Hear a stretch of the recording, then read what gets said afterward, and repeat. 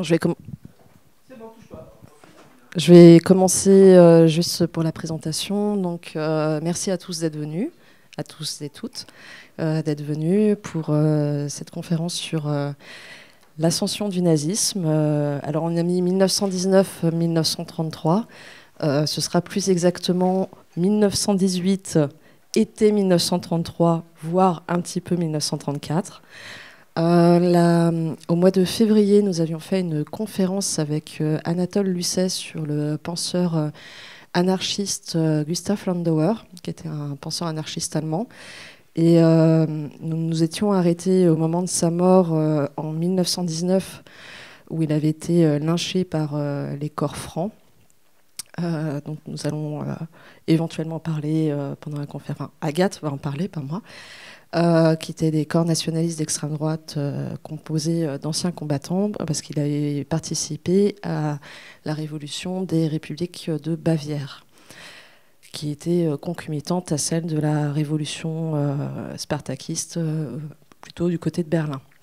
Et on s'était dit que ce serait intéressant, vu qu'on s'était arrêté à cette période-là révolutionnaire, plutôt anarchiste de gauche, de comment on est passé de ça au parti nazi en 1933.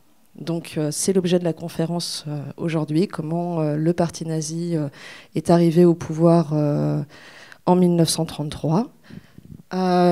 Et pour cela, Agathe Bernier-Monod, merci d'être venue. Tu es maîtresse de conférence à l'Université du Havre en études germaniques. Et ta spécialité, c'est plutôt l'après. Enfin, tu as écrit un livre qui s'appelle « Les fondateurs, reconstruire la République après le nazisme » aux éditions ENS Éditions, qui était adapté de ta thèse.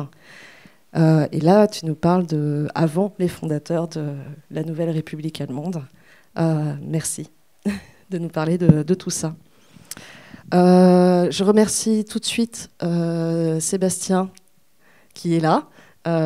Librairie Les Vivants, merci encore de nous accueillir. Super librairie, donc il faut venir lire les livres, les commander chez Les Vivants et boire du bon vin et des bons jus de fruits. Voilà. Et ben je te laisse présenter l'ascension du nazisme. Donc merci beaucoup Marine pour cette belle introduction. Donc merci Marine, merci Benjamin, merci Flore, donc du Havre des Luttes pour l'organisation de l'événement. Merci beaucoup à Sébastien de la librairie des Vivants également de nous accueillir, et merci à vous toutes et tous de vous être déplacés ce soir pour venir m'écouter. C'est pas forcément évident après le travail, il fait froid, on n'a pas forcément le moral. Alors bon, le sujet n'est pas joyeux, ce sera pas joyeux, mais en tout cas merci pour votre intérêt. Alors ce sujet, le nazisme, c'est tout simplement, en toute modestie, très humblement, c'est le sujet le plus traité en histoire, en fait, tout simplement. C'est le sujet sur lequel il y a le plus de publications, il y a le plus de livres. Et puis, vous le savez aussi, c'est un sujet qui nourrit une œuvre de fiction qui est immense. Voilà, c'est vraiment tout notre univers est saturé par cette histoire du nazisme. Alors moi, ce que je vais faire, en fait, c'est tout simplement essayer de vous livrer quelques éléments de compréhension, sans aucune prétention à l'exhaustivité, parce que c'est pas possible, parce que c'est une histoire très complexe, très riche, et le temps est court. Voilà. Et donc voilà, de toute façon, donc, je vais parler.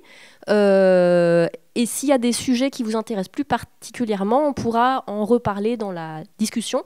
Vous pourrez poser des questions et puis j'essaierai d'y répondre. Alors, en général, quand on traite le nazisme, le moment par lequel on commence, c'est la Première Guerre mondiale. En fait, c'est vraiment l'expérience de la Première Guerre mondiale qui est un moment fondateur. Et qui explique en fait la violence. Comment dire ?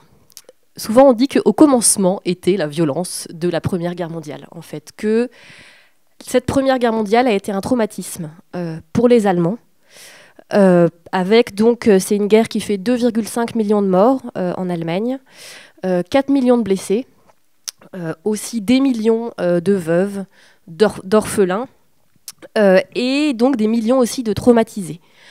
En France, on a gagné la guerre.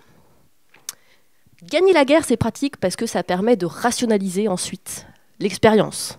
On s'est battu pour une cause, on a triomphé. Le sacrifice a été récompensé.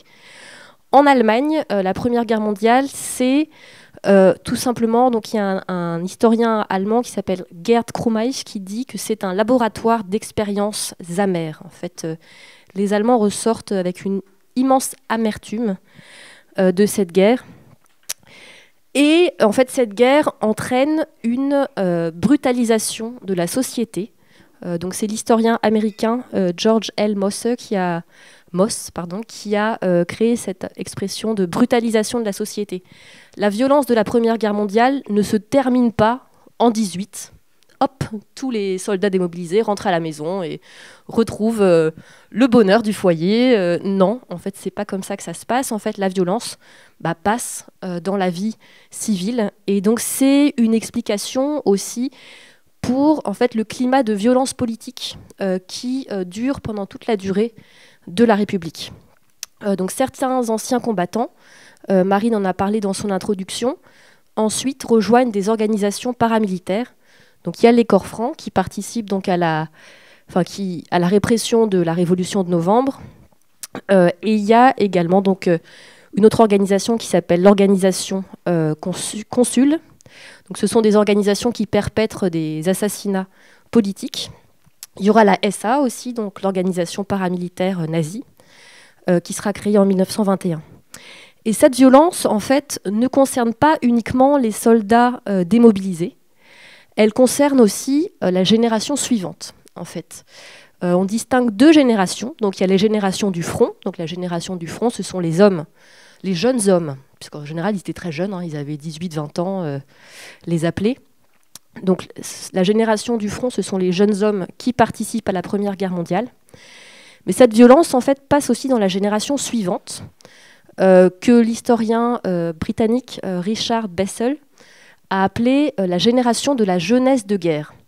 La génération de la jeunesse de guerre, ce sont les enfants et les adolescents qui sont trop jeunes pour être conscrits, qui ne participent pas à la Première Guerre mondiale. Par contre, ils sont très réceptifs à la propagande de guerre. Et ils sont très sensibles à ce qu'on appelle le mythe du guerrier. Et ils vont avoir un désir de revanche, en fait, de poursuivre cette guerre, de reprendre cette guerre pour obtenir donc une revanche pour l'Allemagne. Donc je voulais juste faire un petit prologue sur la violence, parce que la violence, ça va être un peu le fil rouge de cette présentation. Alors ce qu'il faut savoir aussi en guise de prologue, c'est que la société allemande, en 18, et même avant, en fait, sous l'Empire, est une société qui est très divisée. C'est une société qui s'est transformée de façon extrêmement rapide, puisque l'Allemagne est le pays d'Europe qui connaît l'industrialisation la plus rapide. Et donc, par exemple, il y a une urbanisation qui est massive, qui se fait très vite. Il y a une mobilité géographique aussi qui est immense. La plupart des Allemands, en général, ne vivent pas là où ils sont nés, par exemple. Il y a beaucoup de transformations très rapides à cette période, donc de la fin du 19e et du début du 20e siècle. Il y a aussi des divisions autour de la question de la religion. Enfin, en fait, parce qu'on a une société biconfessionnelle en Allemagne, donc avec 60% de protestants, 40% de catholiques. Ça a aussi une importance dans la vie politique, dans les milieux politiques. Ça peut être intéressant de le dire, il n'y a que 0,8% de la population qui est juive. Donc les juifs sont une toute petite minorité en Allemagne. Et puis il y a aussi surtout donc des inégalités sociales immenses à cette époque-là. Donc entre le domestique, le travailleur agricole, et puis donc l'ouvrier d'usine, et puis l'aristocrate allemand, ou le grand bourgeois allemand. Voilà, donc ça c'était un peu pour vous donner en fait des grandes idées sur le contexte. Alors, une grande idée en fait qu'il faut aussi avoir en tête quand on parle de la montée du nazisme, c'est la fragilité de la République.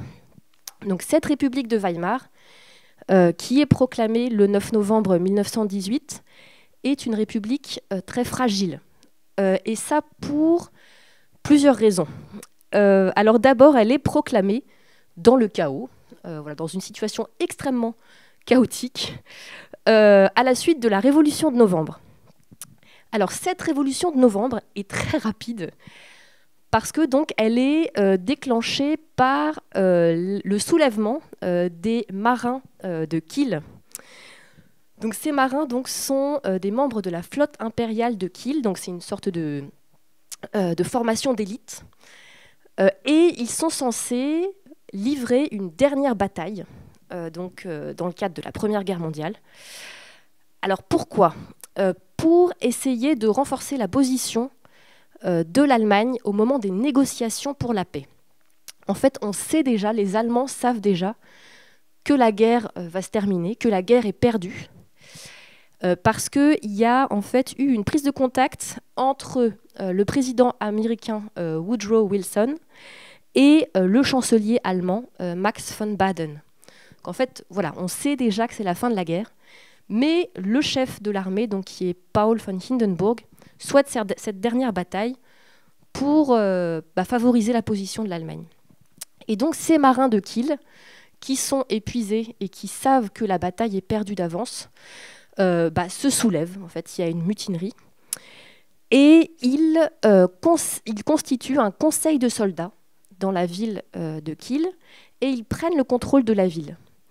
Et à partir de là, en fait, il y a une vague révolutionnaire qui s'étend à tout le pays. Donc dans toute l'Allemagne, dans toutes les villes d'Allemagne, des conseils de soldats et d'ouvriers se forment. Et donc ce mouvement révolutionnaire aboutit donc, le 9 novembre, donc finalement quelques jours plus tard, enfin ça va très vite, à l'abdication de l'empereur Guillaume II. Donc le 9 novembre 18, c'est le chancelier donc, Max von Baden qui annonce l'abdication de l'empereur Guillaume II. Guillaume II se réfugie aux Pays-Bas et Max von Baden, donc le chancelier de l'époque, nomme un social-démocrate, donc un socialiste, Friedrich Ebert, chancelier. Pourquoi ? Parce que en fait, le SPD, le Parti social-démocrate, à ce moment-là, est le parti qui a le plus de voix au Parlement. Voilà. Donc, et ce jour-là, le 9 novembre, la République est proclamée 2 fois. Donc, à 14h, par un social-démocrate, Philipp Scheidemann, donc, qui souhaite fonder une démocratie parlementaire, et à 16h par Rosa Luxemburg et Karl Liebknecht, qui eux souhaitent en fait une république sur le modèle soviétique, une république des conseils, puisque la révolution russe a eu lieu il y a un an auparavant. Donc c'est une option possible à ce moment-là en Allemagne.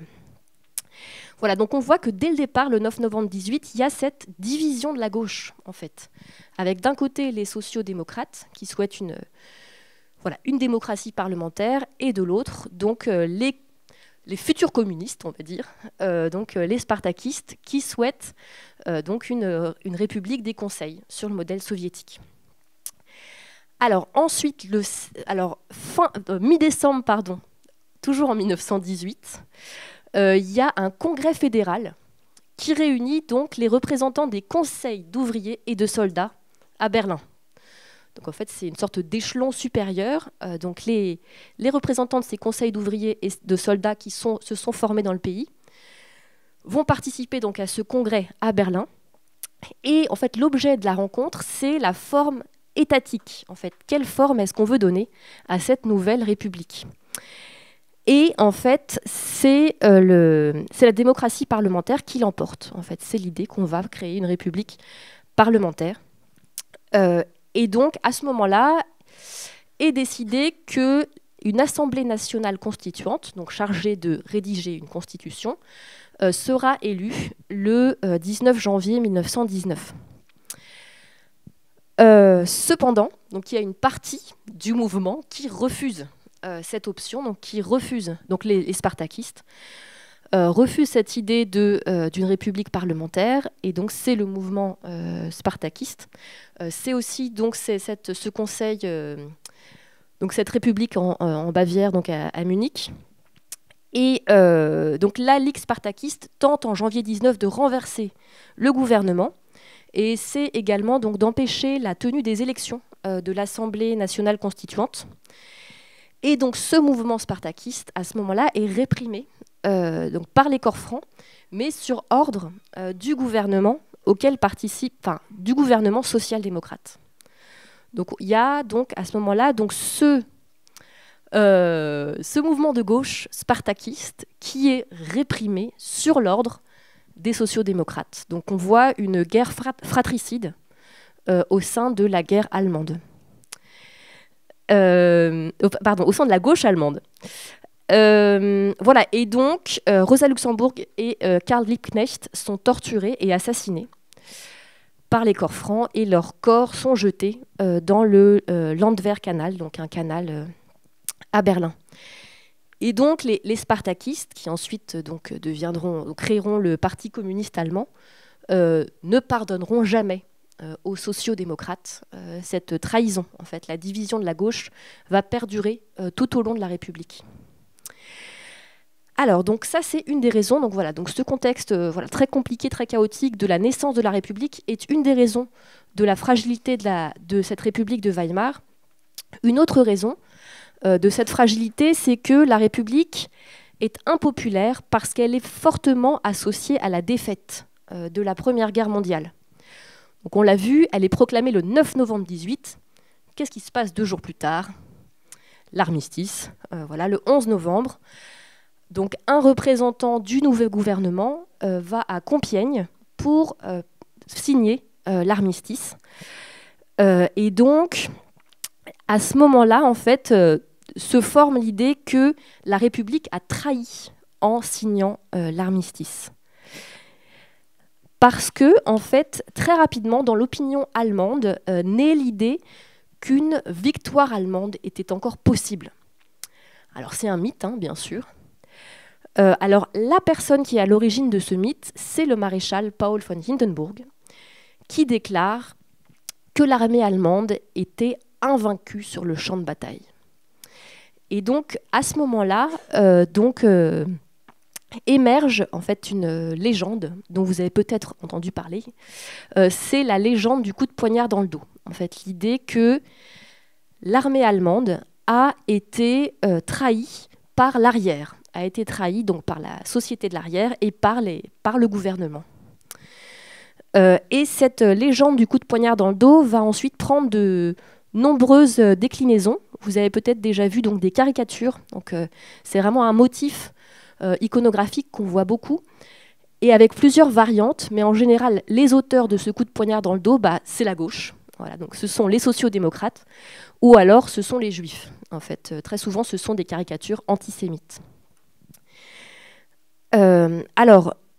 L'adoption du traité de Versailles, le 28 juin 1919, parachève ce mythe, puisque donc, ce traité impose de très lourdes réparations à l'Allemagne. Et donc les représentants de la République qui signent ce traité à Versailles apparaissent à ce moment-là ensuite comme des exécutants du traité de Versailles et comme étant à la solde des Alliés en fait. Voilà. Et le traité de Versailles, si vous voulez, il y a des places ici parce que... Voilà, donc le traité de Versailles fait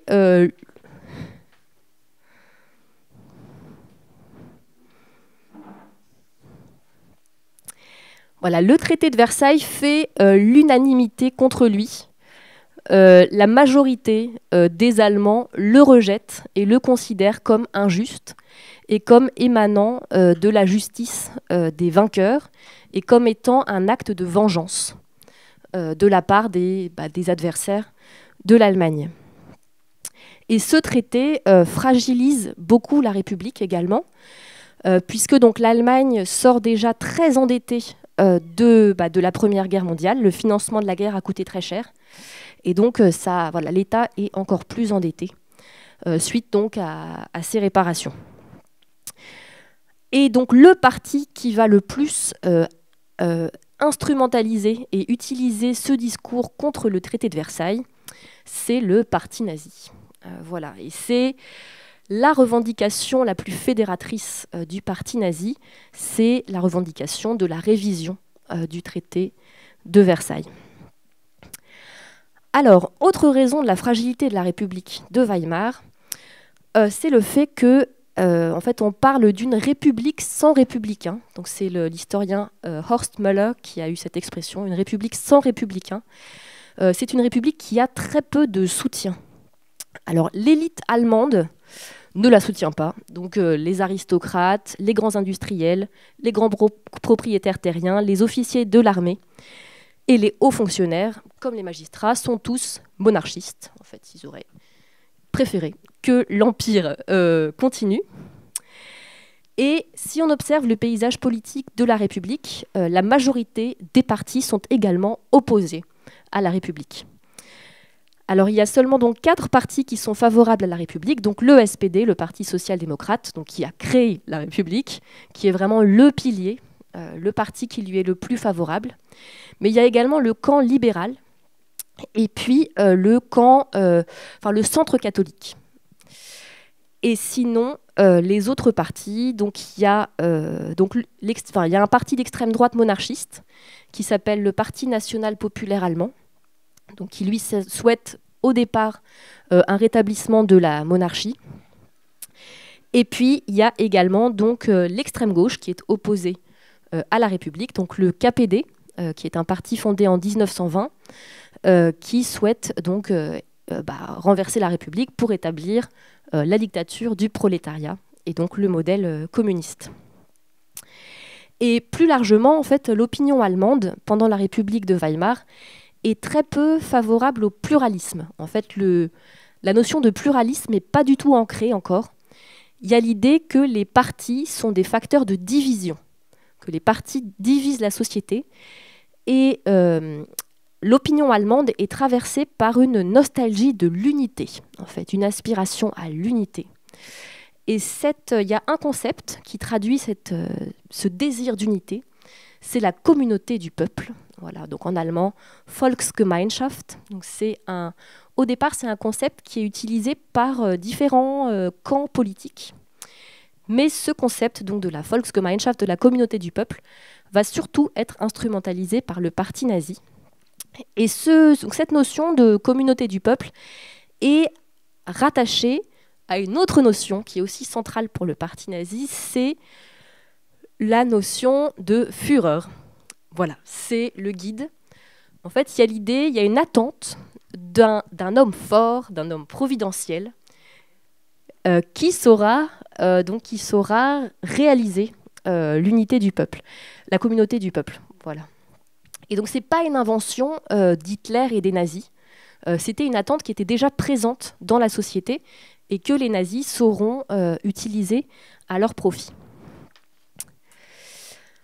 Voilà, alors dernière raison de la fragilité de la République, en fait, elle a souffert d'un défaut de fabrication parce que sa constitution, qui a été adoptée le 11 août 1919, cette constitution donc, a été écrite par l'Assemblée nationale constituante, qui a siégé à Weimar. C'est pour ça qu'on parle de la République de Weimar, c'est parce qu'à Berlin, la situation était il y avait trop de troubles révolutionnaires, donc ils étaient allés se réfugier à Weimar. Donc cette constitution était à l'époque la constitution la plus démocratique du monde, pour les droits sociaux notamment. Les femmes avaient le droit de vote, étaient élues. Mais cette constitution démocratique comprenait la possibilité de la dictature, en fait. Parce que ces rédacteurs avaient eu peur de donner trop de pouvoir au Parlement. Il y avait l'idée que le Parlement, c'était la dictature à plusieurs têtes. Ça, c'est une expression de Max Weber. Et donc, il fallait créer un contrepoids, un contre-pouvoir au Parlement. Et ce contrepoids, c'est la figure du président du Reich, donc qui est un homme qui est censé être au-dessus des partis. Voilà, un homme neutre qui incarne la nation. Bon, alors vous le savez comme moi, personne n'est neutre, en fait. On a toujours un intérêt, une opinion. Voilà. Mais ce président du Reich, en fait, bénéficie de pouvoirs très étendus. Donc, il nomme le chancelier, il dirige l'armée, et puis, grâce à l'article 48 de la Constitution, il peut déclarer l'état d'urgence. Et s'il déclare l'état d'urgence, il peut gouverner au moyen de décrets-lois, donc sans passer par le Parlement. Il peut également abolir un certain nombre de libertés fondamentales. Et donc, on a pu dire donc, de ce président du Reich que c'était un Ersatzkaiser, donc un substitut d'empereur, en fait. C'est comme si les républicains avaient eu peur, en fait, de ne plus avoir d'empereur. Si je peux me permettre peut-être Oui. Juste un petit truc. Cet article, on le retrouve dans la 5e République française sous le 49.3, non? Alors, à peu près, ils ont été inspirés, les juristes français. Alors, je ne saurais pas te dire. D'accord. Il me semble. On corrigera, vous irez sur Wikipédia, voilà. Mais il me semble. Voilà, alors dans la constitution allemande actuelle, dans la loi fondamentale, ça n'existe plus. Hein. Je tiens à le... Voilà, ça a été retiré ensuite. Très bien. Voilà, donc cette figure du président du Reich, en fait, ça fonctionne entre 1919 et 1925, quand c'est Friedrich Ebert, donc, qui est social-démocrate, qui est président. Donc Friedrich Ebert, on l'a vu, c'était le premier chancelier. Il était favorable à la République, voilà, c'est un de ses fondateurs. Et donc, voilà, à ce moment-là, tout se passe bien. Par contre, donc il meurt en 1925, Ebert, et en 1925 est élu à sa suite Paul von Hindenburg, donc on a déjà croisé, donc l'ancien chef des armées, qui est donc un haut gradé et qui est surtout hostile à la République. Et Hindenburg jouit d'une popularité immense, voilà, en tant qu'ancien chef de guerre, en tant qu'ancien vainqueur de Tannenberg, donc c'est une victoire allemande de la Première Guerre mondiale. Et Hindenburg, donc à partir de 1930, donc, et de la grande crise mondiale, va déclarer l'état d'urgence et ensuite gouverner au moyen de décrets-lois. Et c'est lui qui nommera Adolf Hitler à la chancellerie. Voilà. Alors, c'est très bien, me direz-vous, mais dans le titre, il y avait nazisme. On n'a pas parlé beaucoup du nazisme jusqu'ici. Donc là aussi, c'est une grande idée qu'il faut retenir sur cette période, c'est que, certes, la République était fragile, oui, elle était même très fragile, mais elle est aussi tombée donc, sous les assauts répétés du parti nazi. Alors, le parti nazi est créé en janvier 19. Au départ, donc, il s'appelle le Deutsche Arbeiterpartei, donc c'est le Parti des travailleurs allemands, et c'est un groupuscule antisémite et raciste qui est créé à Munich. Donc Munich, c'est le principal centre d'agitation d'extrême droite contre la République, pendant la République de Weimar. Et ce parti, donc, qui est vraiment minuscule, prend son essor à partir de l'adhésion d'Adolf Hitler à l'automne 19. Parce que Adolf Hitler donc, est un orateur très doué et donc voilà, fait connaître le parti. Alors, peut-être quelques informations sur Adolf Hitler. Il est né en 1889 dans la petite bourgeoisie autrichienne. Donc là, je me base, il y a une petite biographie au PUF de Johann Chapoutot et Christian Ingrao, qui est assez bien faite. Et donc, voilà, donc il naît en 1889 dans la petite bourgeoisie autrichienne, dans une petite ville qui s'appelle Branau am Inn, donc dans la montagne reculée, donc c'est un lieu très catholique. Son père est fonctionnaire des douanes. Adolf Hitler est mauvais élève. Et un des drames en fait, de son existence, c'est la mort de sa mère en 1907. Sa mère adorait Adolf Hitler et elle pensait que, en fait, que son fils était un génie parce qu'il était solitaire et qu'il avait des difficultés de communication. Et donc Adolf Hitler souhaite être peintre. Et 1907, c'est aussi l'année de l'échec de son entrée aux Beaux-Arts à Vienne. Et en 1908, il retente le concours des Beaux-Arts et il échoue à nouveau. Voilà. Mais il est indépendant financièrement parce qu'il a hérité de ses parents. Donc, il mène une vie oisive à Vienne, assez peu productive. Voilà, il veut être artiste, mais il ne fait pas beaucoup d'art. Et il ne rencontre pas de succès artistique et il dilapide l'héritage de ses parents. Mais à ce moment-là, en fait, c'est un moment important de formation pour lui parce qu'il s'imprègne de l'esprit du temps, il lit beaucoup les journaux.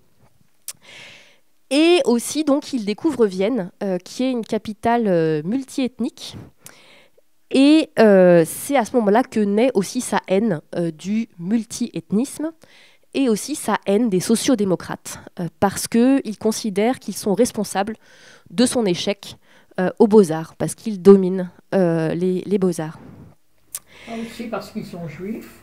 Il me semblait avoir lu aussi, possible, que dans le jury, il y avait un certain nombre de professeurs juifs qui, par antisémitisme, l'avaient éliminé. Oui. Sociodémocrate et juif, ce n'est pas la même chose. Oui, mais il faisait le lien. Voilà, c'est sûr. Ouais. Voilà, et donc, ensuite, Adolf Hitler s'installe à Munich en 1913 et il se sent véritablement chez lui, en Bavière. En fait, il ressent une appartenance culturelle et raciale à la communauté bavaroise et il s'engage volontairement dans l'armée allemande, notamment au nom de la cause pan-germanique. En fait, il souhaite donc fonder une grande Allemagne.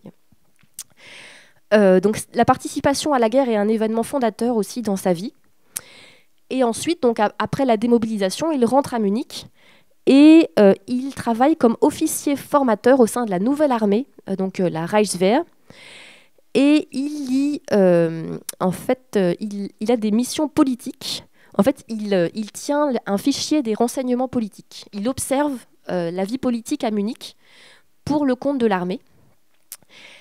Et c'est à cette occasion en fait, qu'il découvre ce nouveau parti, donc le Parti des travailleurs allemands, le DAP. Et ensuite, donc, Adolf Hitler fera connaître ce parti auprès des cercles antisémites et nationalistes de Bavière. Et c'est aussi donc grâce à l'adhésion d'Adolf Hitler et grâce à ses talents, à cause de ses talents d'orateur, que les financements affluent et que la bourgeoisie munichoise découvre ce parti. Alors, en fait, on considère que le véritable moment de naissance du parti nazi, c'est la publication de son programme, le programme en 25 points, le 24 février 1920. Donc, au moment de la publication de ce programme, c'est à ce moment-là que le parti change de nom et donc se dote du nom de Parti des travailleurs allemands national-socialistes. Donc, Nationalsozialistische Arbeiterpartei Deutschlands. Alors, le terme de socialiste a pour but de séduire le milieu ouvrier. Alors, il y a une frange anticapitaliste dans le mouvement nazi au départ. Il y a une aile gauche. Mais cet anticapitalisme se résume en fait principalement à l'antisémitisme économique. Voilà. Alors vous connaissez les idées du nazisme. En gros, donc l'alpha et l'oméga du nazisme, c'est l'antisémitisme. En fait, ça sert, voilà. Si on lit le programme en 25 points, en fait, tous les aspects de la vie peuvent se réduire à la haine des Juifs. En fait, c'est vraiment l'explication pour tous les maux de la société. Et l'antisémitisme nazi est un antisémitisme racial, un antisémitisme pseudo-scientifique, en fait, qui utilise le discours médical, le discours biologique, pour justifier l'antisémitisme. Donc, en fait, ce qui est intéressant, donc si vous lisez Johann Chapoutot aussi, voilà, vous verrez ça, en fait, c'est que les nazis n'ont rien inventé. En fait, ils ont opéré la synthèse d'idées qui existaient déjà, qui étaient déjà présentes dans les sociétés européennes depuis la fin du XIXe siècle.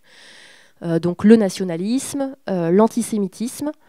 L'antisémitisme nazi, en fait, a été conçu à la fin du XIXe siècle par un mouvement qui s'appelait le mouvement Völkisch. C'était un mouvement qui souhaitait retrouver en fait la religion originelle du peuple germanique, en fait, et qui souhaitait également améliorer la race allemande, la race nordique. Voilà. Mais par contre, les nazis donc radicalisent ces idées, les diffusent aussi au moyen donc de modes de propagande, de communication politique qui sont efficaces et qui sont pour certains nouveaux. Et en 1921, donc, le parti se dote d'une organisation paramilitaire, donc avec la SA. Donc la SA est à la fois un instrument de propagande et puis aussi, bien sûr, un instrument d'intimidation donc qui vise à terroriser les opposants. Alors, combien de temps il me reste là? Parce que... Ça va encore un peu. Ça va. Alors, le parti nazi sait exploiter les crises qui frappent l'Allemagne. Alors, la première crise économique d'ampleur, c'est l'hyperinflation, donc, qui atteint donc, un sommet en 1923. Alors, quelles sont les causes de l'hyperinflation? Donc, je vous en ai parlé. Donc, l'Allemagne sort très endettée de la Première Guerre mondiale et viennent s'ajouter ensuite donc, les réparations de guerre à rembourser. L'Allemagne a du mal à rembourser assez vite donc, ces réparations de guerre. Et donc, la France, Poincaré, qui est président du Conseil à ce moment-là, décide d'occuper la Ruhr pour pouvoir en fait, récupérer en nature des réparations de guerre. Donc en fait, tout simplement se servir donc, dans les usines sidérurgiques voilà, de la Ruhr. Donc la Ruhr, c'est la région la plus industrialisée d'Allemagne. Et à ce moment-là, en fait, donc c'était prévu par le traité de Versailles. Hein, c'était une disposition qui était prévue par le traité de Versailles. Donc des troupes françaises et belges occupent la Ruhr. Et le gouvernement allemand de l'époque décide de résister, en fait, de protester contre cette occupation de la Ruhr. Et donc ce qui se passe, c'est qu'il y a une grève massive des mineurs et des ouvriers qui est soutenue entièrement par l'État allemand. En fait, l'État allemand finance les salaires des grévistes. Et donc voilà, ça s'appelle la résistance passive. On parle de résistance passive à ce moment-là. La résistance passive vient encore accroître la dette. Et en fait, pour financer la résistance passive, donc l'État allemand a recours à la planche à billets. Et donc ça a pour effet que le mark s'effondre. Et donc quelques chiffres. Donc en 22, 1 $, valait 420 marks. Et en janvier 23, un $, vaut 49 000 marks. Et à la fin de l'année 23, 1 $ vaut 750 milliards de marks. Voilà, donc. Voilà, c'est des chiffres démentiels. Et donc, cette hyperinflation, qui nous semble démentielle, a des conséquences absolument dramatiques pour la population allemande, qui s'appauvrit. Donc, notamment, les chômeurs, les retraités, les salariés, voilà, qui n'ont plus rien. Et ça entraîne une très grande perte de repères aussi, parce que voilà. Alors cette crise est résolue en 1924 par le plan Dawes. Donc c'est un plan d'un ministre des Finances américain. Donc c'est un grand crédit américain qui est consenti à l'Allemagne pour payer ses réparations de guerre et pour payer ses dettes. Et donc en 24, il y a un assainissement des finances. Alors moi je ne peux pas vous expliquer pourquoi, mais en tout cas, en 24, la crise est résolue. Mais malheureusement, cette crise a aussi des effets durables sur les mentalités et sur le mode de vie des Allemands. Voilà, la confiance dans la République a été durablement abîmée à ce moment-là. Déjà que c'était pas... Mais là, c'est encore pire. Et voilà. Et donc, en 1923, Hitler et ses partisans se disent que le moment est parfait et propice pour essayer de prendre le pouvoir, en fait. Et donc, il organise une marche sur Berlin, bien sûr en suivant le modèle de Benito Mussolini, qui avait, un an auparavant, donc en 1922, organisé donc, avec les chemises noires une marche sur Rome. Alors, cette marche sur Berlin est un fiasco. Donc, Hitler, Göring et leurs partisans partent de Munich et ils sont en fait très vite arrêtés par un barrage de police, en fait, de la police munichoise. La police bavaroise, fait feu et Hermann Göring est blessé et Hitler est arrêté. Voilà, c'était un putsch qui était organisé de façon très dilettante, très improvisée. Mais, donc on parle du putsch raté du 9 novembre 23, mais ce putsch a un immense retentissement. Et Hitler et les nazis se servent du procès d'Hitler, qui est accusé de haute trahison, comme d'une tribune nationale. Et ça va donner une très grande stature et une très grande visibilité à Hitler, qui est célébré par la presse conservatrice et nationaliste comme un martyr et comme un héros. Adolf Hitler bénéficie de la clémence des juges. En fait, il y a une très grande clémence des juges pendant la République de Weimar pour l'extrême droite. En fait, ils ont toujours la peine minimale. Adolf Hitler donc, est condamné à 5 ans d'emprisonnement, ce qui est la peine minimale pour haute trahison. Et il effectuera seulement 9 mois de sa peine. Il est libéré au bout de 9 mois pour bonne conduite. Il est emprisonné dans des conditions très, très agréables, très confortables. Il reçoit de très nombreuses visites, puisqu'en 9 mois, il a reçu 330 visiteurs.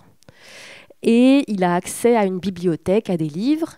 Et c'est à ce moment-là, donc en 1924, qu'il rédige donc, le début de Mein Kampf. Et c'est à ce moment-là aussi qu'il commence à écrire sa propre légende. Alors ce moment aussi donc, du putsch raté est aussi un tournant dans l'histoire du mouvement nazi, puisque à ce moment-là, en fait, les nazis changent de stratégie.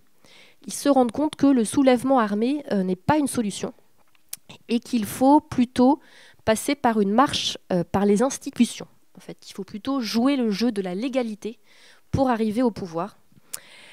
Et donc, à partir de 1924, le parti nazi participe aux élections au Reichstag. Et le nombre de députés nazis va augmenter de façon continue tout au long de la République. Alors pourquoi est-ce que c'est intéressant pour les nazis d'être élus au Reichstag? Alors d'abord parce que c'est une tribune nationale. Les discours sont ensuite republiés dans les journaux.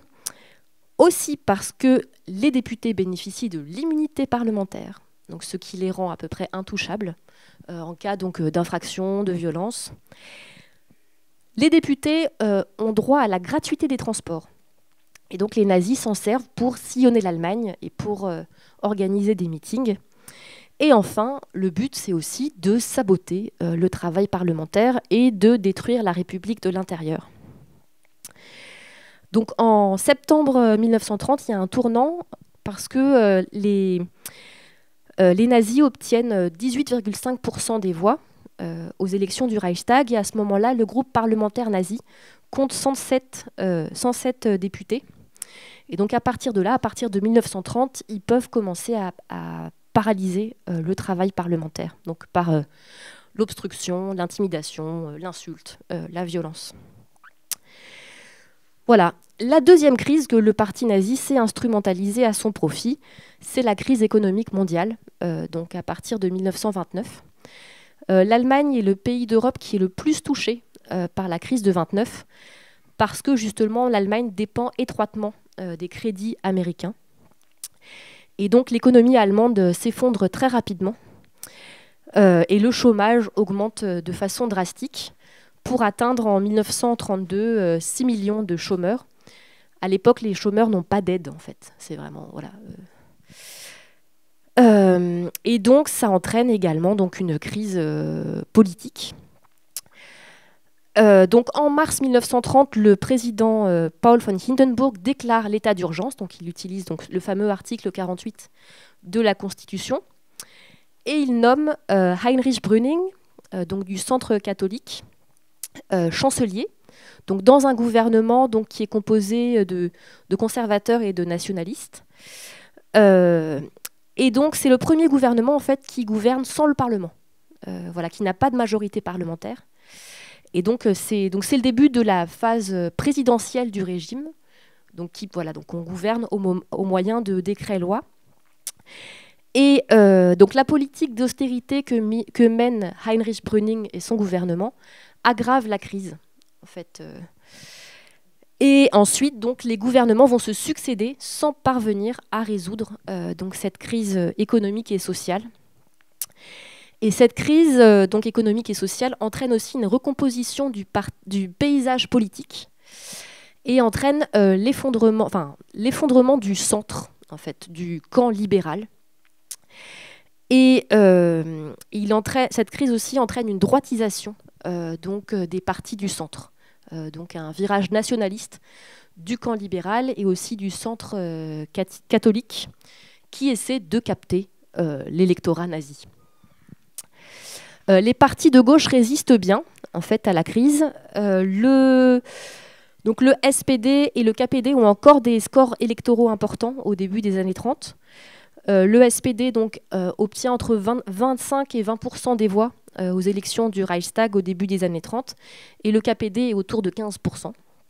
Mais l'union est impossible entre les deux partis, donc on a vu à cause donc, de cette répression donc de la Révolution au début de la République.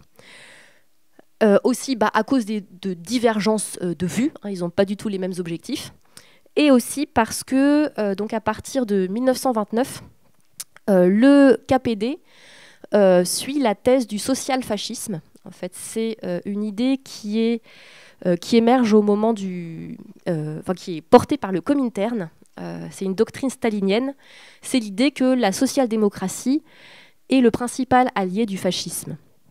Et donc, au nom de cette idée, donc, le KPD ne peut pas s'unir avec la social-démocratie. Et donc, le KPD combat la social-démocratie.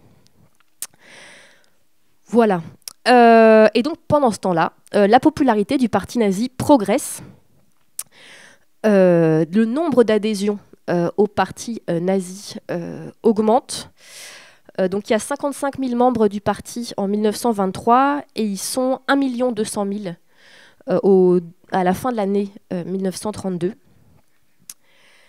Et le parti nazi donc, obtient et devient le premier parti au Reichstag en juillet 1932.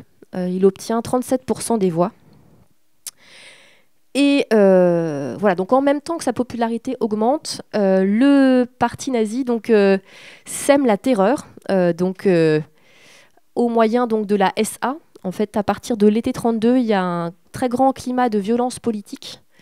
Les réunions des autres partis politiques sont constamment troublées, empêchées. La crise profite beaucoup à la SA qui recrute massivement parmi les chômeurs. Donc la SA compte 400 000 membres à l'été 1932. Voilà, donc il y a vraiment un climat de chaos qui s'installe au début des années 30 en Allemagne. Là, est-ce qu'il me reste encore un ? Ouais, c'est la fin là. Oula, encore 10 minutes.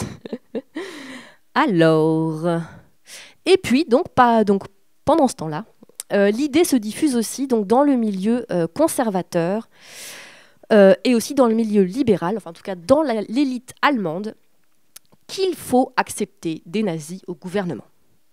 Voilà, que c'est une réponse possible à la crise. Pourquoi ? Parce que donc, si Hitler devient membre du gouvernement, ça contribuera à mettre fin au mythe. En fait, Hitler ne sera pas à la hauteur du pouvoir. En fait, le mythe d'Hitler va se dégonfler.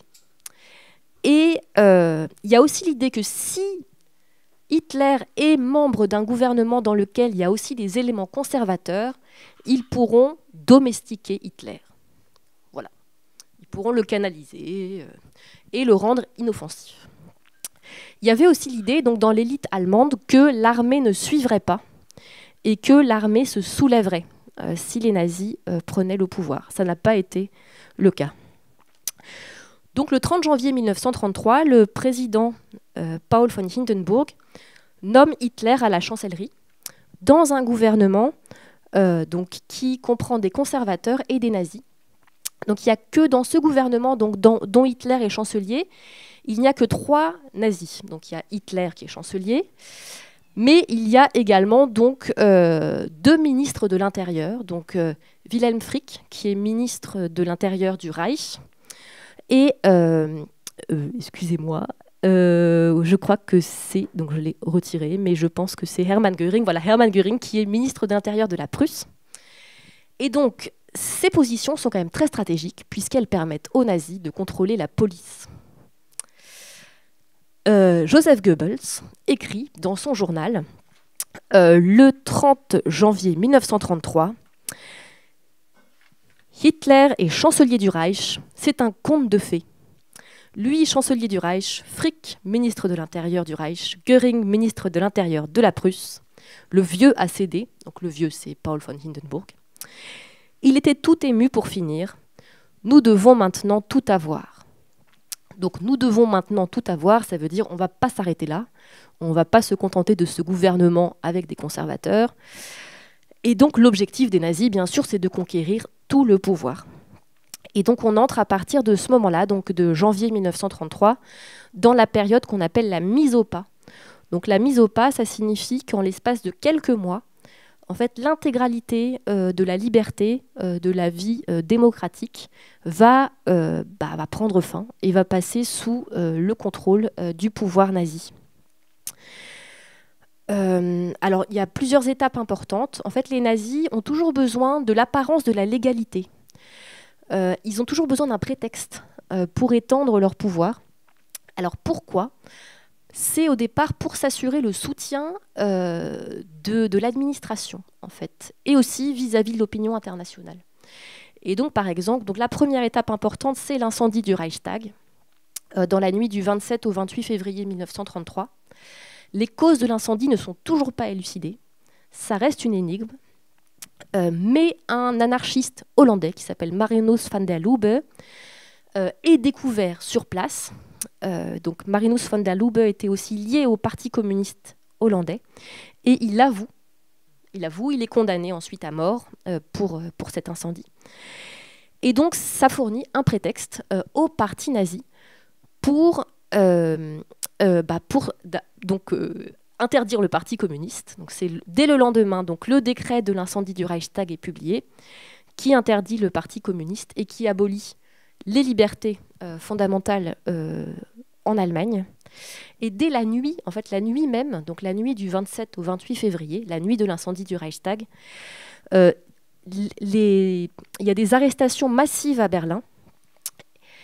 Et ces arrestations, le fait que ces arrestations soient faites immédiatement après l'incendie, montre qu'elles étaient préparées de longue date. Donc le pouvoir nazi avait des listes d'adresses, donc à la fois donc, des intellectuels, des écrivains, des journalistes, des juristes, des hommes politiques, des syndicalistes, détestés par les nazis. Une liste qu'ils avaient pu aussi établir, parce qu'ils étaient au sein de la police. Ils avaient le ministère de l'Intérieur. Oui, voilà. Tout à fait. Ça sert aussi à ça. Voilà. Alors, peut-être... Alors, donc, je ne sais pas trop comment on procède. Qu'est-ce qu'on fait, Marine ? Écoute. Est-ce qu'on s'arrête là ? Non, on ne s'arrête pas. On s'arrête pas. On va aller jusqu'à l'été 33. On va aller donne encore 10 minutes. Merci beaucoup. Alors, donc, tous ces opposants, en fait, sont arrêtés grâce à un outil inventé par les nazis qui s'appelle la détention de protection, Schutzhaft. Ça permet tout simplement d'arrêter sans décision de justice.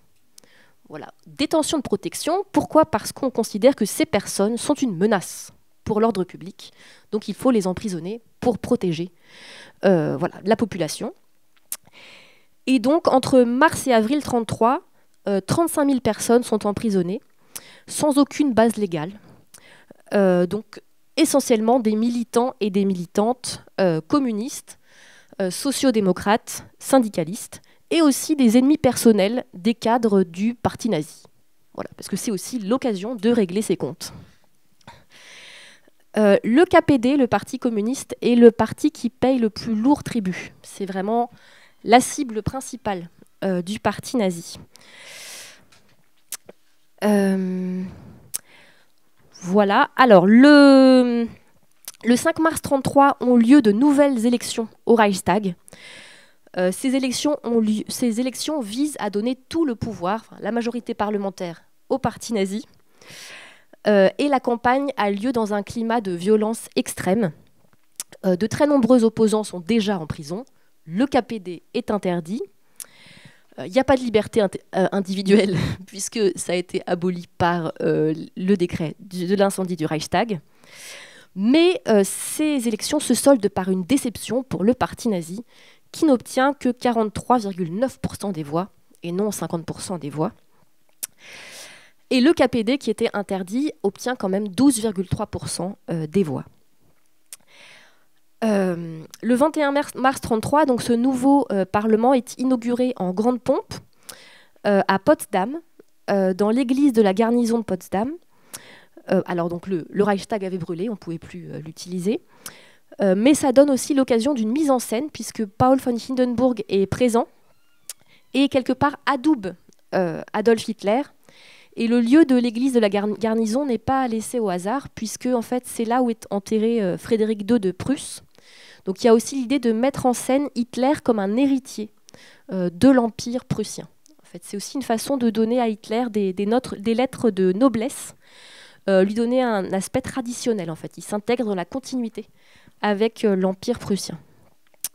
Et le même jour, le 21 mars 1933, donc en même temps que cette mise en scène donc qui vise à rassurer l'opinion allemande et l'opinion internationale, au même moment donc, est inauguré le premier camp de concentration à Dachau, donc près de Munich. Et ce camp de concentration, donc les premiers camps de concentration, sont construits par les prisonniers eux-mêmes. C'est la première tâche des prisonniers des camps de concentration. Et cette inauguration est dans le journal. Voilà, ça a été médiatisé pour faire peur, bien sûr, à la population allemande. Et donc, on voit voilà, que dès le 21 mars 1933, donc, est posé donc, le premier jalon de cet appareil répressif nazi qui va de plus en plus se développer et se perfectionner. Le 23 mars 1933, la loi des pleins pouvoirs est votée. Comme les nazis n'avaient pas la majorité parlementaire, donc ils souhaitent étendre encore leur pouvoir. Et donc cette loi des pleins pouvoirs neutralise le Parlement. Alors l'ensemble des partis votent en faveur de cette loi des pleins pouvoirs, sauf le Parti social-démocrate. Otto Wels, le président du groupe parlementaire social-démocrate, justifie ce refus par une citation qui est restée célèbre. Il dit « On peut prendre notre liberté et notre vie, mais pas notre honneur ». Voilà, les sociodémocrates en fait, redoutent d'être assassinés à l'issue du vote. Et de nombreux d'entre eux vont être arrêtés et emprisonnés. Donc à partir de là, donc Hitler peut gouverner donc aussi au moyen de décrets qui s'appliquent immédiatement sans le Parlement. Et il peut publier des lois qui sont anticonstitutionnelles. Une autre date importante, donc c'est le 1er avril 1933, c'est le boycott des magasins juifs. Donc le 1er avril 1933, le parti nazi appelle au boycott des magasins juifs. Donc les magasins, ça veut dire aussi les cabinets d'avocats, de médecins. Et ce boycott est mal supporté par la population allemande. Et donc à ce moment-là, les Allemands ne soutiennent pas vraiment le boycott. Et donc le parti nazi prend conscience qu'il faut intensifier la propagande antisémite. Alors j'ai presque fini. Autre date importante, le 2 mai 1933. Le 2 mai 1933, c'est la fin de la liberté syndicale. Alors on voit le cynisme nazi, le 2 mai 1933. Donc ça veut dire que le 1er mai, les syndicats ont pu manifester, ont pu défiler. Et le 2 mai, le lendemain, ils sont sommés en fait de s'autodissoudre ou de rejoindre le front allemand du travail, le Deutsche Arbeitsfront. Alors c'est bien le front allemand du travail, c'est pas le front allemand des travailleurs, puisque l'idée c'est de coordonner le travail dans le but de la préparation de la guerre. Et ensuite, donc, en juin 1933, le Parti social-démocrate est interdit et les autres partis sont forcés de s'autodissoudre. Alors, ce printemps 1933 est aussi un moment où il y a donc des milliers d'Allemands qui prennent le chemin de l'exil. Donc, il y a, donc en 1933-1934, il y a 60 000 juifs. C'est la première vague d'émigration juive qui quitte l'Allemagne. Il y a aussi de nombreux opposants au nazisme, donc de nombreux intellectuels. On peut citer donc Bertolt Brecht, Marlène Dietrich, Fritz Lang, Anna Zegers, Thomas et Heinrich Mann. Donc il y a de très nombreux intellectuels allemands qui s'en vont. Walter Benjamin, voilà. Et par contre, il y a aussi certains opposants politiques qui entrent dans la clandestinité et qui décident de résister, même si c'est bien sûr extrêmement risqué. Paul von Hindenburg meurt en août 1934, et donc à la mort de Hindenburg, Hitler s'octroie la fonction de président du Reich qui lui manquait. Et en 1935, donc c'est le début du réarmement et c'est la préparation de la guerre, donc qui est bien sûr l'objectif principal de l'État nazi. Voilà. Bon, je pourrais en parler encore. Je vais laisser un peu de temps pour la discussion. Merci beaucoup de m'avoir écouté.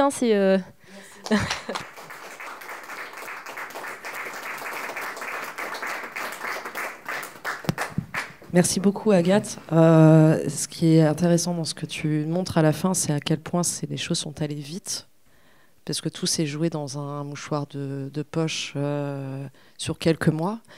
Donc, mais ça n'a pas commencé en 1933. Donc, merci d'avoir mis tout ce contexte-là. Donc, ça va être le moment des questions. On fait juste une toute petite pause. Caméra. C'est bon. Et puis, qui a une question? Est-ce que vous avez une question? Pas de question?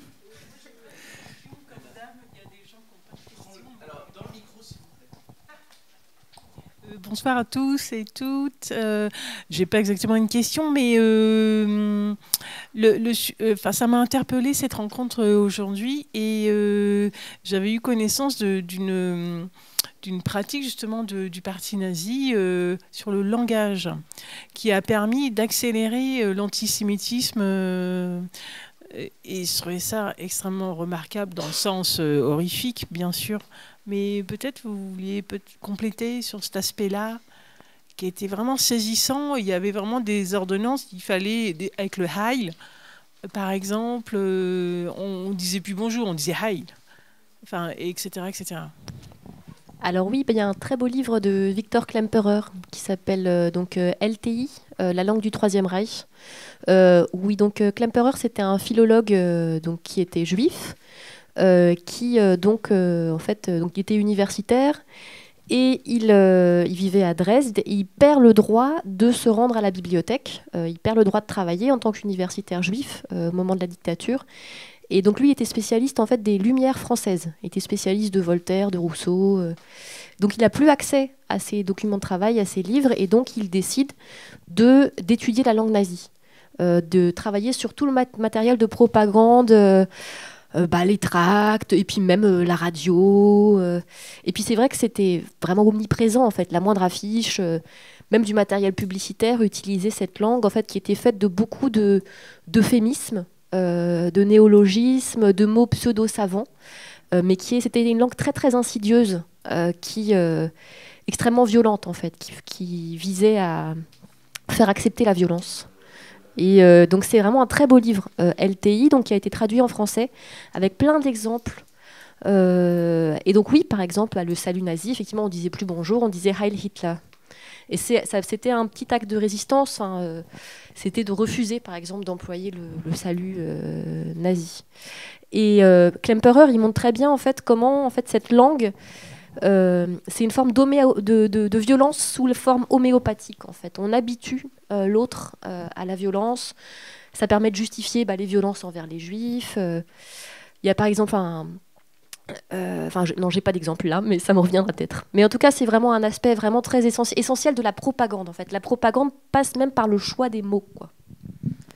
Et si je peux juste compléter là-dessus, c'est le changement de langue, on le retrouve aussi dans d'autres régimes totalitaires, notamment chez les Khmers rouges. Il y a un très beau documentaire de Ritipan là-dessus, et qui parle aussi de la question de la langue, comment on utilise le mot vermine pour ne pas parler d'humain, enfin ce genre de choses. Et il me semble, et toi qui es plus spécialisé sur la question de la refondation, qu'il y a eu un énorme travail en Allemagne justement sur la langue après 1945. Il y a des mots qu'on n'utilise plus. Et même une tonalité... Il y a même des mots qui ne sont plus inscrits dans les dictionnaires allemands, comme par exemple capot. Pas ça dans les dictionnaires qui ont été... Son micro, vous entend pas. Excusez-moi, son micro, on vous aura pas la captation, ce serait dommage. Oui, ce que je veux dire, c'est qu'en matière de langage, effectivement, on a essayé de... Mais c'est quand même à double emploi, le fait, d'un côté, d'éliminer les mots, parce que les mots ont une histoire, et dans la mémoire et dans l'expérience de ceux qui ont été déportés, internés, exterminés, bon, il est évident que ces mots-là sont très lourds de sens, et que donc faire une sorte de rénovation linguistique, si on peut dire, n'empêche pas d'avoir en mémoire, disons, ces mots, leur sens, et qu'ils fassent système. C'est ce qui me semble le plus essentiel. On trouve ces mots dans les dictionnaires, mais il y a écrit nazisme, enfin il y a écrit État nazi, il y a écrit c'est spécifié, il y a écrit termes racistes, termes antisémites, mais c'est vrai qu'il y a une très grande réflexion. Le mot Führer, on l'emploie plus en allemand. Non, c'est trop connoté. Pour dire chef, on a d'autres mots maintenant. Et puis il y a une très grande réflexion, parce que c'est vrai qu'en France, quand on parle de l'histoire du nazisme, on a tendance à reprendre les mots nazis. C'est quelque chose que les historiens allemands ne font pas. En fait, il y a vraiment une grande mise à distance de ces mots qui sont toujours des mots qui embellissent. Par exemple, la fameuse nuit de cristal. En allemand, on ne parle plus de nuit de cristal, on parle de nuit du pogrom. Parce qu'en fait, il y a eu des milliers de morts. Il n'y a pas juste eu des vitrines qui ont été cassées. Voilà, il y a toute une réflexion là-dessus. Voilà, tu parlais de vermine. C'était aussi, bien sûr, C'était un des champs lexicaux de la langue nazie, c'était désigner les juifs effectivement comme des parasites, il y avait tout un champ lexical de la maladie, de la contagion. Ouais, merci. D'abord, merci pour cette conférence. Moi, j'ai quelques questions aussi. Ça rebondit pas mal sur la première question qui a été posée. C'est même au-delà du langage, en fait, est-ce que tu aurais des éléments de réponse pour expliquer comment cette propagande s'est diffusée vraiment au sein de la société? Parce que moi, ce qui m'étonne vachement, c'est comment une idéologie, au final, aussi simpliste, qui se base sur un argument qui est l'antisémitisme, peut se diffuser. Tu vois, est-ce qu'il y a des réseaux de diffusion au sein de la population aussi, en dehors du parti et tout? Voilà, quels effets vraiment ont cette propagande sur la population allemande? Voilà. C'est difficile de répondre. C'est une question très difficile. Alors, l'antisémitisme était puissant, mais ça dans toute l'Europe. Enfin, ça faisait partie de la culture européenne, on va dire, de la culture politique européenne. Il y avait une banalisation de l'antisémitisme. Il y a des thèmes qui sont très populaires, comme la révision du traité de Versailles, comme l'idée d'une grande Allemagne. Voilà, il y a certains thèmes effectivement qui plaisent largement. En ce qui concerne en fait, les nazis se mettent en scène aussi comme... ils ont une grande modernité dans leur communication. Donc c'est ce mélange de tradition et de modernité qui plaît aussi beaucoup. Mais j'avoue que là, j'ai pas de... Voilà, peut-être que vous avez, vous, des éléments. De Gage, qui vient de sortir. Non, toujours dans le micro, sinon je vous aurais pas trop. Pardon. Non, je dis que vient de sortir un livre écrit par Gage et qui est préfacé par Chapoutot, hein, et qui dit effectivement qu'en matière de langage, en matière d'antisémitisme, il y a un vieux fond antisémite, hein, et en particulier chez les jeunes, y compris chez les étudiants. Hein. Et on retrouvera ça, par exemple, à la conférence de Wannsee, où vous avez là des intellectuels de très haut niveau, hein, qui sont tous des universitaires, et qui vont voter, hein, pour la destruction des Juifs d'Europe, hein, par tous les moyens. Bon, donc ça me semble... Vous voyez ça, apparemment, il y a maintenant des travaux universitaires, comme celui de Gage, qui vient de l'université de Nice, hein, et qui donc s'interroge sur pourquoi les Allemands, au fond, sont sensibles à la propagande antisémite. Avec l'idée aussi, il le dit à un moment donné, qu'on leur passe leur temps, enfin la presse conservatrice, la presse nationaliste, antisémite, passe son temps à dire que les Juifs sont responsables de tous nos malheurs. Hein. Bon, ce qu'on retrouve un peu aujourd'hui avec les immigrés qui seraient responsables de tous nos problèmes. Hein. Donc, ils deviennent, hein, l'ennemi principal.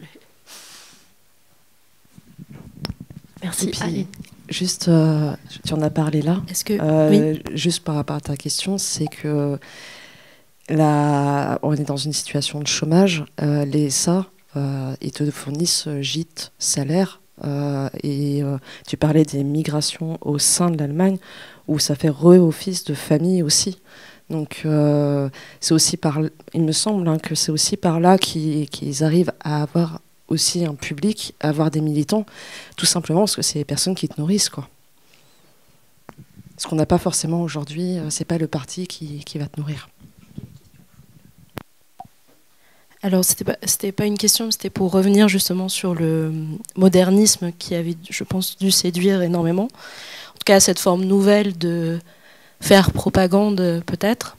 Et je sais que l'image animée, en tout cas tout ce qui était film, avait vraiment été un choix enfin, un bon choix, si je peux dire ça. Mais si ça t'intéresse, je te conseille de te pencher sur les films de Leni Riefenstahl, qui a par exemple notamment documenté les JO de Berlin.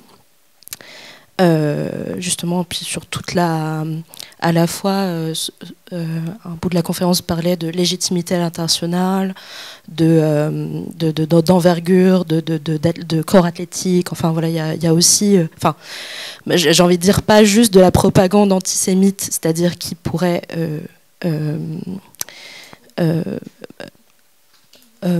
dépeindre la question juive, mais aussi d'exaltation des corps ariens. Et je pense qu'il y a aussi eu tout un effort sur le guerrier, sur l'athlète, sur le dominant à cette époque-là. Et j'avais perdu aussi un autre bout. Ah oui, et puis et aussi dans l'art, hein, dans l'art en général, je pense que les efforts d'art dégénéré, etc. aussi, et d'institutions comme ça d'art d'État, je pense que, à mon avis, ça permet aussi la diffusion, peut-être plus aux élites qu'au peuple, mais je pense que, à mon avis, ça a dû beaucoup jouer également. Oui, c'est vrai, vous avez raison, effectivement, ça que j'ai parlé que de la face antisémite. Mais c'est vrai que l'envers de l'antisémitisme, c'est l'exaltation de la race allemande. Et ça, c'est toujours agréable, en tant qu'électeur, de s'entendre dire qu'on est supérieur, qu'on est le meilleur, tout ça. Surtout quand on a un ego blessé. Donc, et oui, de la même façon, donc l'exaltation de la vertu des femmes allemandes, des mères allemandes, enfin cette vision très traditionnelle de la famille et de la société qui peut aussi plaire à un électorat plutôt conservateur. Donc oui, effectivement, c'est aussi ça, c'est aussi ces thèmes-là qui plaisent.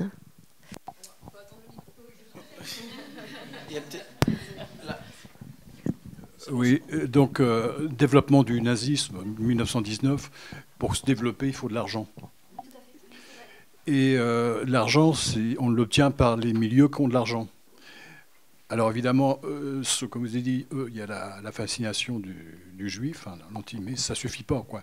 Qu'est-ce qui motivait les milieux d'affaires, les milieux qui ont de l'argent, à financer et à faire développer ce mouvement? Oh, pardon, merci. Merci beaucoup. Tout à fait. C'est vrai que j'ai pas parlé du financement et donc effectivement donc si ce petit parti munichois plaît au départ tant c'est justement parce que en fait il apparaît comme donc à la fois en fait l'élite bavaroise se retrouve dans ses idées antisémites, conservatrices et nationalistes, et en même temps il y a l'idée que c'est un rempart contre la menace communiste. En fait, ça permet de détourner les ouvriers du marxisme. Voilà. Donc et ça aussi, c'est une idée qui traverse toute la République et qui explique aussi la nomination d'Hitler à la chancellerie. Cette idée qu'il vaut mieux l'extrême droite au pouvoir que l'extrême gauche. Voilà. Ça apparaît comme un péril moindre. Est-ce qu'il n'y a pas un des grands concerns allemands, en particulier le groupe Thyssen? Je me souviens très bien qu'on disait que Fritz Thyssen avait écrit un livre qui s'intitulait « I paid Hitler ». C'est-à-dire qu'il y a un moment, et en cela, si vous voulez, comment dirais-je, l'ascension n'est pas une irrésistible ascension, Chapoutot le dit très bien, hein, ce n'est pas une irrésistible ascension, c'est qu'à un moment donné, les classes dominantes, privilégiées, vont jouer, hein, vont se servir, dans un premier temps, et ils espèrent s'en servir à leur profit, hein, de la carte d'Hitler. Et donc Thyssen, c'est quand même un des trois grands sidérurgistes, un des trois grands concerns de l'Allemagne de Weimar.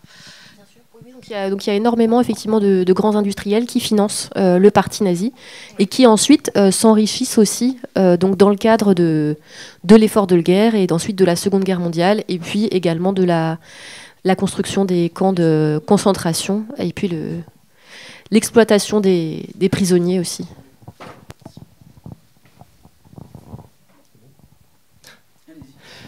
Oui, tu as parlé des arrestations massives des opposants politiques qui ont eu lieu durant l'ascension du Troisième Reich au pouvoir, et aussi de la crainte des sociodémocrates de se faire assassiner, mais bon, à part les déportations massives qu'on connaît tous, il y a eu quand même des rafles organisées des opposants politiques. Je ne sais jamais si c'est la nuit des longs couteaux, la nuit de cristal, c'est quelque chose comme ça. Donc la nuit des longs couteaux, c'est autre chose en fait. C'est une épuration au sein de la SA. En fait, c'est une lutte de pouvoir entre la SA et la SS, donc en 1934. Voilà, parce que certains éléments de la SA étaient devenus incontrôlables. En fait, la SA était devenue trop puissante et faisait de l'ombre au parti nazi. Donc ça, c'est donc la nuit des longs couteaux. La nuit de cristal, donc on dit la nuit du pogrom. Donc c'est la nuit du 9 novembre 1938.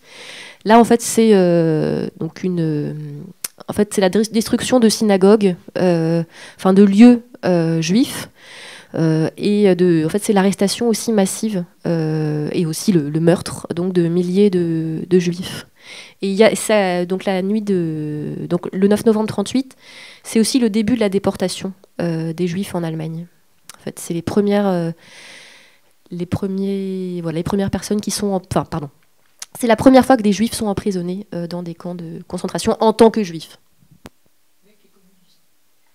Les communistes, en fait, c'est plutôt, en fait, c'est en DD 33. En fait, dès 38, en fait, il y a l'idée c'est de faire partir, en fait, pousser les Allemands juifs à l'exil. Voilà, et quand ils quittent le pays, quand ils émigrent, ils laissent l'intégralité de leur fortune à l'État allemand. C'est la condition pour les laisser partir.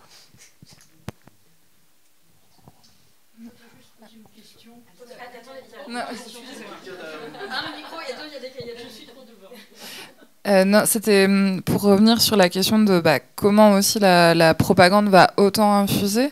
Enfin, on a parlé de l'art, de Leni Riefenstahl, de l'antisémitisme, mais après de l'exaltation de la race aryenne. Mais le parti nazi, il fait aussi feu de tout bois. Enfin, c'est l'ésotérisme, c'est l'antitiganisme, une exaltation ultra patriarcale. Mais c'était pour revenir aussi parce que sur comment ça fonctionne aussi, pas uniquement au sein des classes dirigeantes ou des intellectuels, parce qu'en fait, dans la répression qui va toucher les communistes en 1933, il y a aussi des rafles à Neukölln, qui est un quartier historiquement ouvrier et communiste de Berlin, et c'est pas que les leaders du parti, en fait, qui vont se faire rafler. Et pour ça, le livre de Chapoutot qui s'appelle Le meurtre de Weimar, il est super intéressant pour ça. Il y a enfin, vous le disiez, le parti nourrit dans un contexte d'hyperinflation et de misère, en fait, enfin, de chômage énorme. Et le parti va aussi créer une forme de camaraderie. Et d'ailleurs, je crois que le mot camarade, en allemand, il est associé, enfin, si mes souvenirs sont bons, il est associé au nazisme. Ouais. Il y a Genossen, il y a... Ouais. Parteigenosse, PG, c'est vraiment un terme nazi. Okay. Par contre, Genosse, tout seul, c'est un mot qui est associé au communisme. Mais il y a vraiment cette logique d'exaltation, enfin d'une amitié virile, de la création d'une communauté qui est vraiment très très importante. Et il y a un niveau de violence politique que nous, on ne peut pas imaginer actuellement maintenant. Enfin, Berlin, pour le coup, c'est un théâtre d'affrontements armés entre les SA et les communistes. Enfin, et donc le bouquin de Chapoutot qui parle en fait d'un moment où en fait il y a 5 SA qui vont assassiner dans son sommeil un militant communiste et qu'en fait lui, alors après je suis pas spécialiste de l'histoire du nazisme, mais lui il date en fait de ce moment-là, le fait que les 5 SA vont être arrêtés, devraient être condamnés à mort pour avoir assassiné un communiste, mais qu'en fait sous la pression populaire et la pression nazie surtout, la peine va être commuée. Mais il y a aussi une violence politique massive et ultra prégnante qui crée l'union. Là-dessus, il y a de très belles pages. En fait, c'est un livre qui s'appelle Histoire d'un Allemand de Sebastian Hafner. Il écrit de très belles pages sur la camaraderie. Effectivement, sur la camaraderie comme force destructrice, en fait. Parce qu'au nom de la camaraderie, on peut commettre les pires crimes, mais on est entre copains, on est bien. Et c'est la camaraderie virile. Oui, c'est les hommes entre très, très viril. Dans le bouquin de Chapoutot, il raconte ça, qu'en fait, quand ils vont assassiner le militant communiste, ils sont ivres-morts. Enfin... Oui, l'alcool et la drogue jouent aussi un grand rôle dans la SA, quand même, il faut le dire, dans toute la violence commise. Éliminer les SA. Hein, on les accuse de tous les maux, y compris d'homosexualité. Hein, ce qu'on voit bien dans les films. Non, moi, ce que je voulais dire, c'est que je pense aussi qu'il faut parler un peu de politique et de stratégie politique.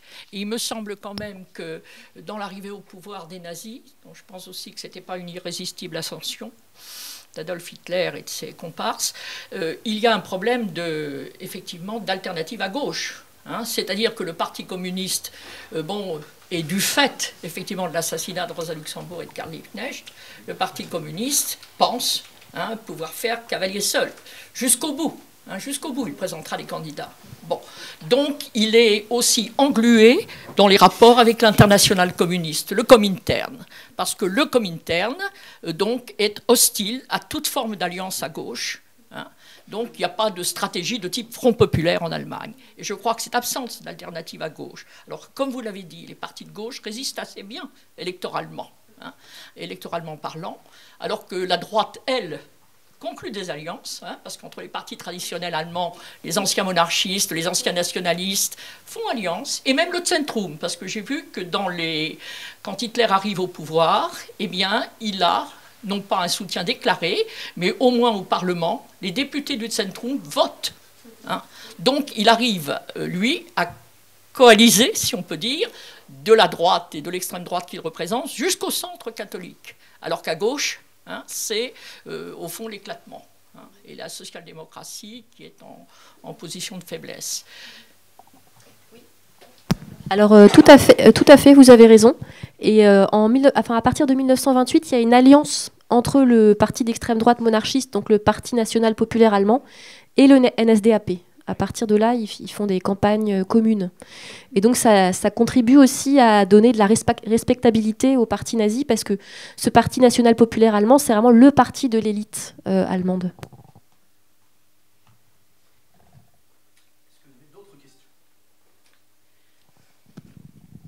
Alors moi j'ai une question. Ah, toi t'as une question. J'ai une petite question. C'est dans ces fins de soirée où on discute avec un pote et qui nous fait ouais, mais Hitler en fait il était de gauche. Parce qu'il y a marqué socialisme. Alors, tu as clairement répondu. Faut le larguer, ce pote. Ouais.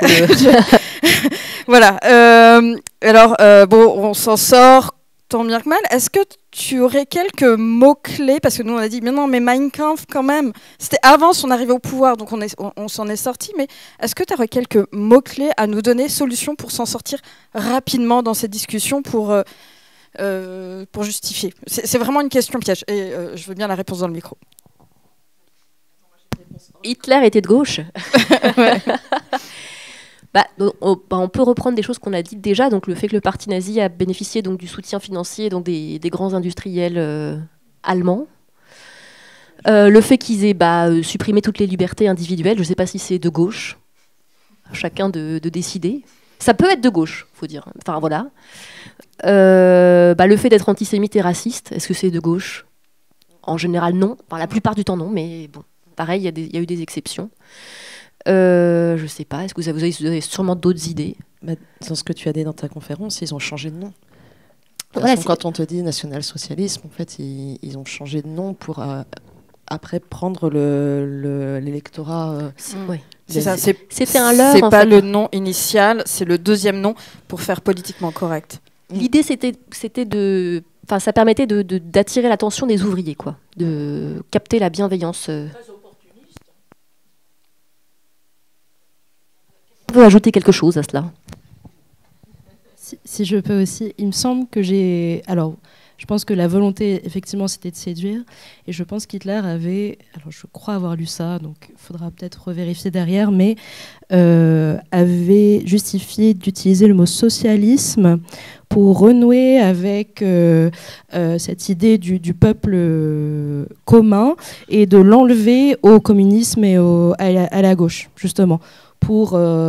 Parce que socialisme n'égalait pas communisme ou gauche, mais égalait le peuple commun et la recherche de l'unité qu'il voulait du coup être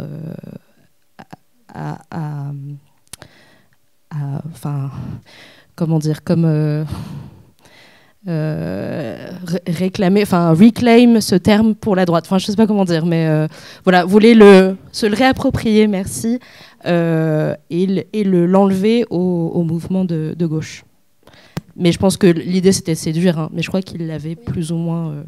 Oui, tout à fait. Dit comme ça. Alors c'est vrai que le parti nazi met le mot peuple à toutes les sauces.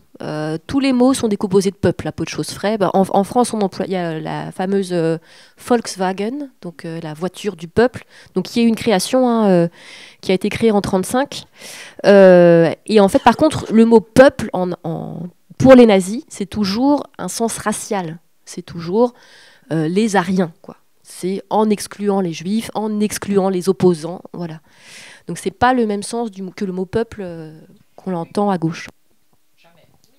Il parle toujours en termes de peuple, comme si le peuple était homogène, hein, et comme si les classes n'existaient pas. Donc c'est de l'antimarxisme aussi. Hein. Ils sont très anticommunistes, très antimarxistes. Hein. Ils auront les pires problèmes avec aussi les théoriciens marxistes. Et moi j'ai une question pour l'historienne. On a beaucoup de sources pour le nazisme. Je crois qu'il n'y a pas une période historique qui est autant documentée. Il me semble que, parce que par exemple pour l'incendie du Reichstag, j'arrive jamais à le dire, l'incendie du Parlement, le procès il était filmé, donc on a des heures et des heures de bandes sonores, voilà, il y avait beaucoup de médiatisation, il y avait. Comment on s'y retrouve en tant qu'historien pour traiter non pas un manque de sources, mais un surplus de sources, et comment quelles évolutions il y a eu sur les études justement sur le nazisme ces dernières années? Alors, pour le nazisme, en fait, les nazis ont énormément détruit les archives aussi.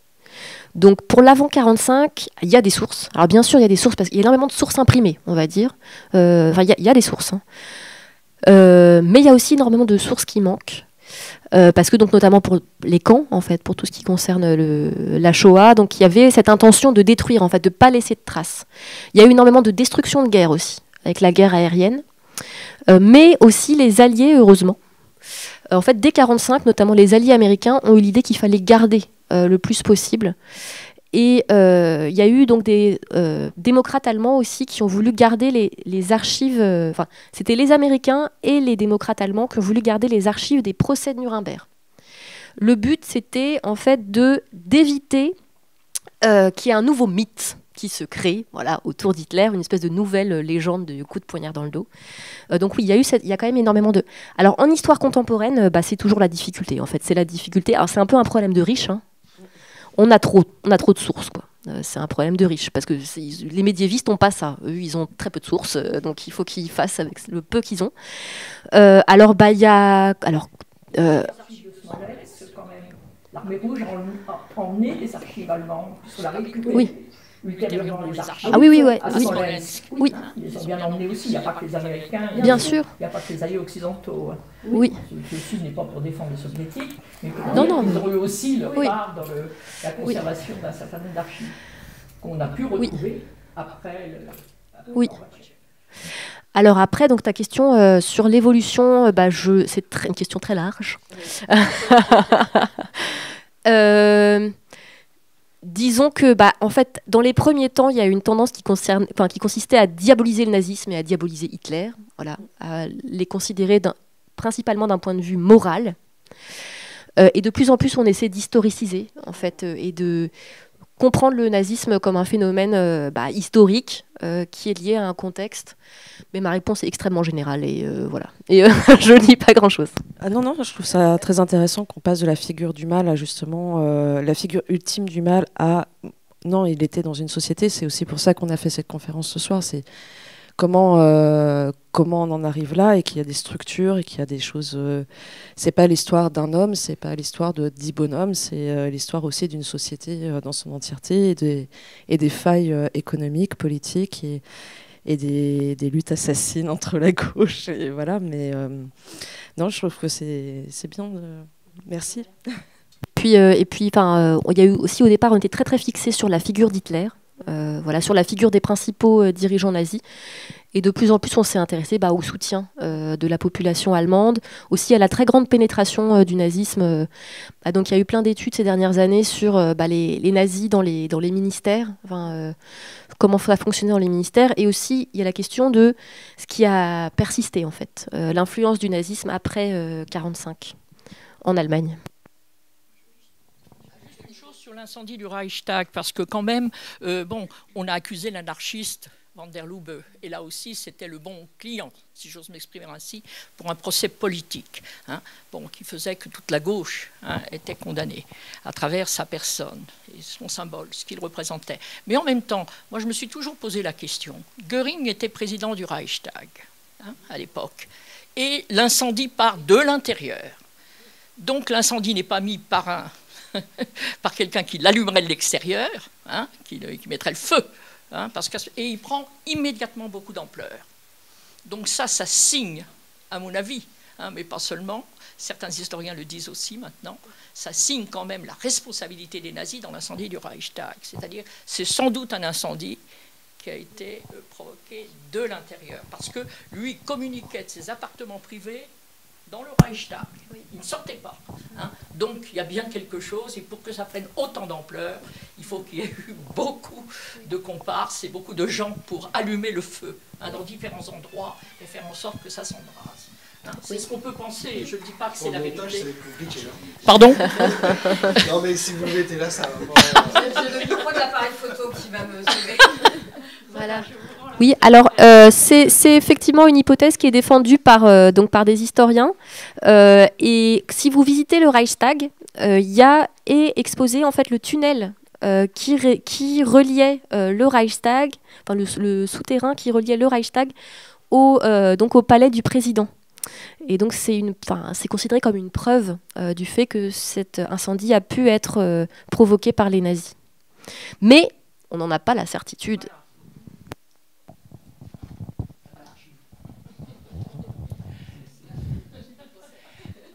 Alors, moi, j'avais une question cette fois-ci, c'est pour faire le lien avec aujourd'hui, parce que l'histoire nous apporte beaucoup de connaissances, de réflexions. Et est-ce qu'on peut se dire qu'il y a des risques de reproduction de ces prises de pouvoir? C'est une petite question. Qu'est-ce qu'on a, voilà, comment on peut se défendre de ça? Moi, je pense que c'est à chacun de nous de se poser la question et d'être vigilant. Voilà, c'est tout. Voilà, c'est quand j'ai visité le camp de Buchenwald, la guide conférencière a dit, en fait, il ne faut pas se demander qu'est-ce que j'aurais fait à cette période, parce qu'on ne sait pas, en fait. Voilà, il faut se demander qu'est-ce que je fais maintenant.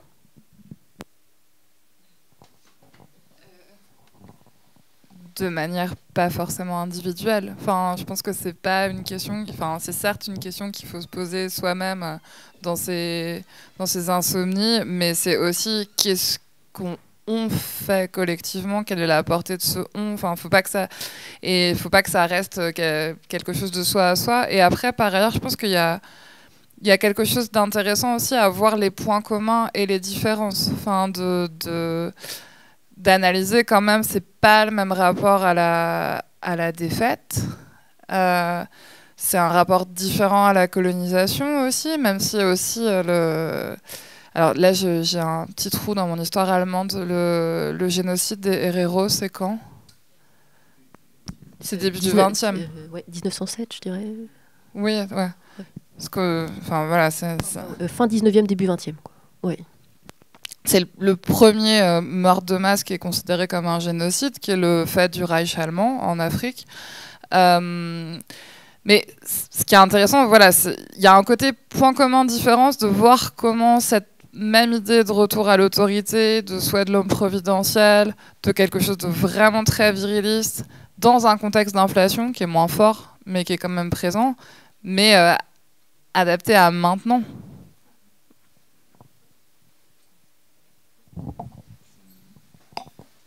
Il y a aussi un point commun, ce serait au niveau du langage. Il y a eu un petit livre dont je ne vais plus me rappeler le nom de l'auteur, mais c'était sur Orange, la façon dont, voilà, c'est ça, dont le langage a été manipulé pour que ça soit vu autrement. Et je pense que dans notre société actuellement, il y a pas mal de mots qui sont des mots transformés pour qu'on accepte des choses inacceptables. Je profite pour faire la promotion du livre La langue de Zemmour, qui est très intéressant. Voilà.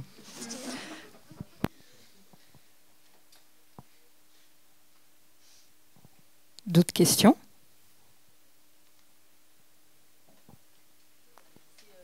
Les Allemands, quand on leur parle de la constitution de la 5e République, ils sont toujours horrifiés. Ils sont là, ah bon, mais le président, il peut faire ça.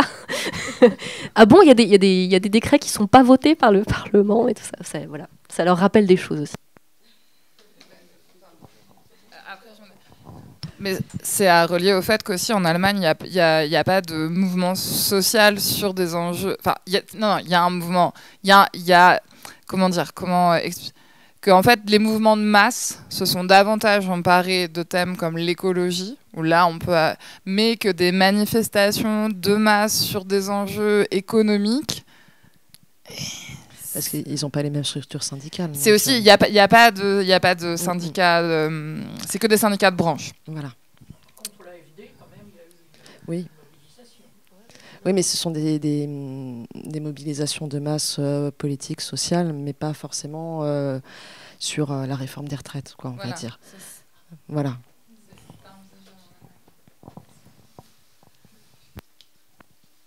Alors, oui, mais je ne sais pas si ça explique que la Constitution soit différente. Non, je disais, c'était ce que vous disiez aussi, ça s'explique par le rapport au nazisme, en fait. Enfin, y a une crainte beaucoup plus profonde de la manifestation de masse, qui est très présente. Enfin... Est-ce que ça expliquerait pas plutôt, c'est pas plutôt en France que ça s'expliquerait par le fait qu'on est aussi dans la suite de la Seconde Guerre mondiale, qui est quand même une défaite de la France, même si on s'est un peu recollé à la fin avec les autres, et que De Gaulle, il avait quand même tout intérêt à avoir un maximum de pouvoir. Je pourrais, pour avoir expérimenté les manifs en Allemagne et à Berlin, c'est très désagréable. Ils nous font passer la police française pour des anges, en fait. En fait, c'est très compliqué de manifester en Allemagne. Enfin, d'expérience pour l'avoir vécu, on s'est fait encercler, on s'est fait balader, on s'est fait menacer. On était en plein hiver, il y avait de la neige partout, il fallait surtout pas cacher son visage. Et là, on est en... c'était il y a plus de 10 ans en fait. On n'est pas dans maintenant avec la vidéosurveillance où ça s'est développé. Je veux dire, manifester en Allemagne, c'est sportif. Donc ça doit démotiver pas mal de monde. Disons que je pense que, en France, justement, le fait qu'on ait un pouvoir fort, en fait, il y a cette opposition de la rue, quoi, et du pouvoir. En Allemagne, quelque part, moi, j'aurais tendance à penser que leur système est quand même plus représentatif.